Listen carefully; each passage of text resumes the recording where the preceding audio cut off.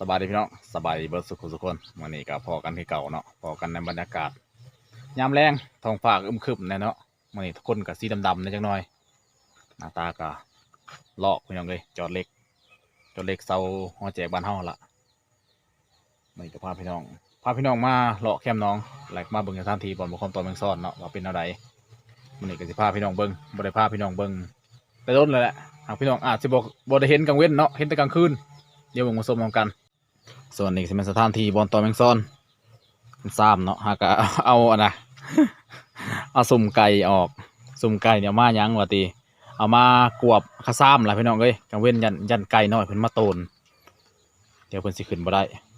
แมงซ่อนก็ยังพันในต่อเลยพี่น้องมาแล้วนี่มากังเว้นโลโลนี่มายามค่ำเนาะตอนนี้ก็สิมา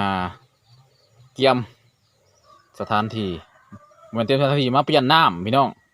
เปลี่ยนน้ำเพราะว่าช่วงนี้กับบรรยากาศหนาวแมงซอนก็บ่ค่อยออกแต่ว่ามื้อนี้บรรยากาศอบอ้าวพี่น้องสงสัยมื้อแรงคือสิว่าพึบๆบ่จักหรือจังใดตอนนี้ก็เปลี่ยนน้ำก็พี่น้องแป๊บหนึ่งส่วนตอนนี้ก็ครูบาเพิ่นถังโป่งแล้วเนาะถือว่าค่ำแล้วช่วงนี้โอ้ทางไหนเนาะเอากระถางก็เด้อพึบเอากระถางช่วงนี้ก็พอคอมกับบ่ได้คอยลงคลิปเลยพี่น้องเพราะว่าโทรศัพท์พอคอมมันจอเป็นเส้นมันบ่เห็นอย่างเลยเอาโทรศัพท์ไปสอบไปโดนเติมแล้วแหละข้าเจ้ายังบ่ทันได้ส่งโอ้ไปพร้อมก็เอาไปสอบอยู่ทางพุ่นละทางอุดรพุ่นละฝากน้ำเอื่อยเนาะเอื่อยเพิ่นได้เปลี่ยนจอให้ทางบ้านเฮาก็จอมันก็อยากแพงแน่พี่น้องเลยก็เลยไปเปลี่ยนทางเป็นผู้จอบุกประมาณเดือนหน้าผมจะจังใดแบบที่ใดเป็นหน้าประคมทางช่องประคมมีชาแนลเนาะมื่อนี้ก็พาพี่น้องมาหลักขอส่องคอมมีลูกเจ้าหน้าเปลี่ยนน้ำกับพี่น้องน้ำก็ต้องในเปลี่ยนแต่ละมือนี่น้ำบ่เปลี่ยนนี่แมงซ่อนเฮามันสิมีกลิ่นพี่น้องเลยมันลงลายเลยมันอยากมีกลิ่นได้น้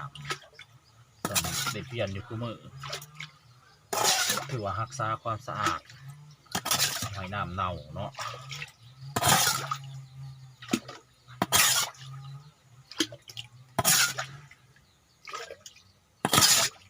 มื้อนี้ก็สิมาตักน้ำมาใส่ไว้เพราะว่ามื้อนี้บรรยากาศมันเอาพี่น้องเลยมันหนาวมากหลายมื้อเลยหนาวมีมื้อนี้เนาะสงัดดีหรือจังไดแล้วหรือคำมากสิหนาวบ่ก็ยังบ่ฮู้คือกันเนาะเพราะว่าสภาพอากาศเดี๋ยวนี้มันก็บ่คือเก่ามันปั่นป่วนพี่น้องมันปั่นป่วนมันอยากหนาวมันก็หนาวมันอยากร้อนมันก็ร้อนฝนอยากตกมันก็ตกพี่น้องเลยมันบ่คือแต่ก่อนตะกี้โอ้ยฝนตกไปตามเดือนเนาะแต่ว่าเดี๋ยวนี้ฝนคือสิบ่มีฤดูกาลแล้วล่ะอยากตกยามใดก็ตกคนได้รอว่าเดือนนั้นเดือนนี้บางทียามเดือนแต่ละปียามหน้านี่คนบ่ตกก็มีเนาะแล้วยามเกี่ยวข้าวคนตกจะน้ำแกงพี่น้อง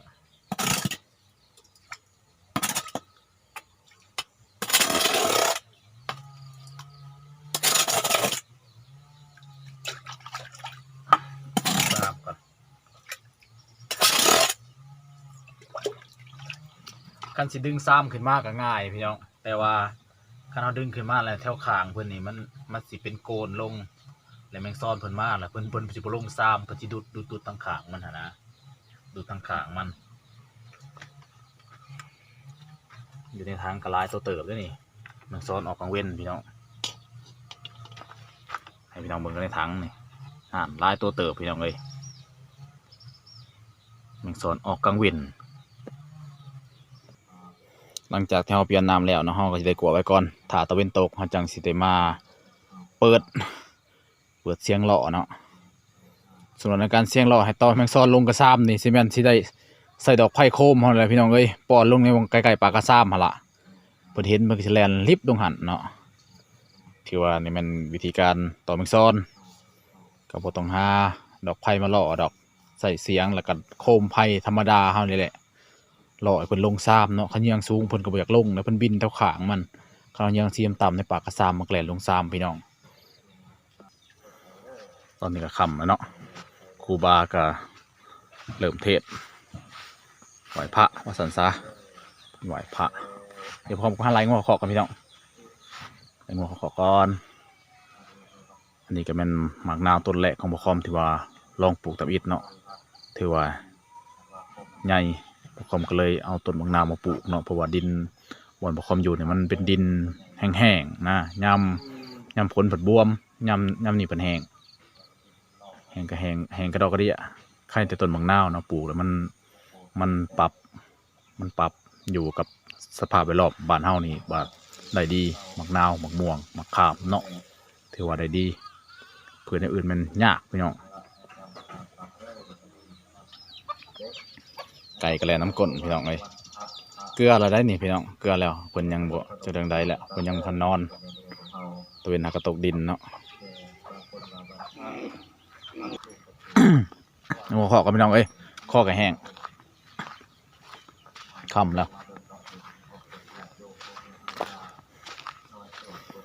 ส่วนของงัวพ่อคอมนี่ปีก่อนเนี่ยเพิ่นอะไรสิ่งที่ว่าเพิ่นย่านก็หมู่แม่นย่านคนพี่น้องเอ้ยคนแปลกหน้ากับเสียงตู่ดังๆเลยแม่นเพิ่นนี้จากสถานที่บอนเคยอยู่เนาะปีก่อนเพิ่นปบหมอลำเรื่องว่าปีก่อนนี่โอ้ยน้ำหาจะบ่แห้งพี่น้องแต่ว่าปีนี้ยังบ่ทันได้มีการคบงานอะไรบ่ทันมีเสียงตู่ต่างๆเนาะคันแม่นมีเสียงตู่ต่างๆแล้วโอ้ยพ่อคอมอุกใจเลยเนาะบ่จักสิไปหาทางใดเนาะงัวก็ได้ไปเคาะเฮ้ยไปเคาะโอ้มันคือไห้เนาะงัวตัวนี้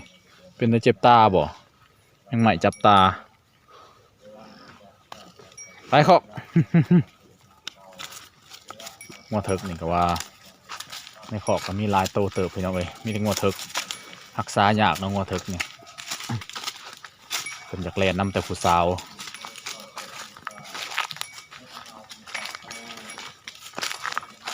คังไว้แค่นี้เนาะผู้สาวแลนน้ำงัวเถิกเฮาก็ได้การเฮาปล่อยออกไปโอ้ยผู้สาวมาเล่าเอาสาวพาแลนบรรยากาศงามขำพี่น้องเอ้ยเมืองในกองในมืดกองในคอมเนี่ยเมืองในกองในมืดพี่น้องแต่ว่าสถานในความจริงแล้วมันบ่ทันมืดปานใดโอ้ยปรับแสงจักหน่อยก่อนอย่าพี่น้องบ่เห็นหุงครับเนาะสิแจ้งจักหน่อยพี่น้องส่งนี้ก็เงียบเงาขอคอมก็ได้บ่ได้ถ่ายคลิปเพราะว่าโทรศัพท์เอาไปซ่อมเนาะมันเป็นเส้นแต่โอ้ในช่วงหาเห็ดช่วงใดละช่วงหมู่เห็ดดอกงามๆหมดเลยพี่น้องเอ้ยไปแล้วฝนตกลิ้นกะว่าใส่ทงนี่ละคือว่าทงกันน้ำได้พี่น้องพอทงกันน้ำได้พอหลังจากฝนเศร้าเลยจกเบิ่งในทงจนสุ่มโอ้ยมือต่อมาพอเริ่มเห็นเส้นหนึ่งกับอีก เห็นเส้นหนึ่งเพิ่งมากกับ2 เส้น3 เส้น4 เส้นลายขึ้นจนบ่เห็นยังจักปุ่มได้ปิดปุ่มได้เปิดเนาะปุ่มถ่ายกล่องจนบ่เห็นงมไปกะใส่ดอกเห็ดก็ยังบ่จักซึ่งนะมันมีเห็นแต่